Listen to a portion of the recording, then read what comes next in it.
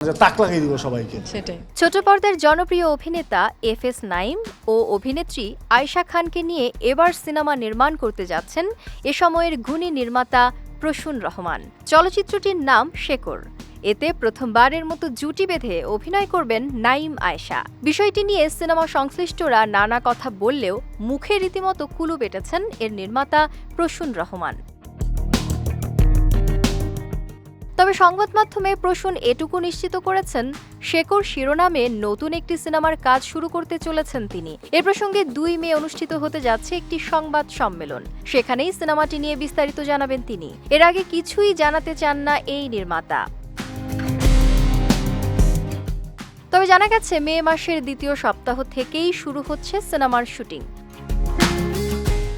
March মাসে অনুষ্ঠিত Nepal international cultural film ফেস্টিভ্যালের 5ম আসরে ইন্টারন্যাশনাল ফিচার ফিল্ম ক্যাটাগরিতে প্রিয় সত্যজিৎ সিনেমার জন্য সেরা নির্মাতার পুরস্কার পেয়েছেন প্রসূন রহমান।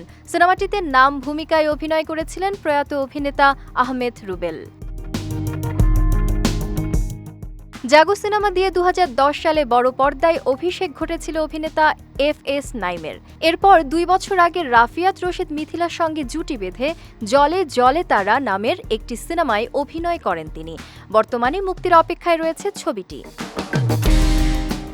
অন্যদিকে ওয়ালটন ফ্রিজ কিনে অনেকের মতো আপনিও হয়ে যেতে পারেন মিলেনিয়াল। সেরা পণ্যের সেরা অফার। 2018 সালে আহত ফুলের গল্প নামের সিনেমা দিয়ে বড় পর্দায় অভিষেক ঘটে অভিনেত্রী আয়েশা খানের।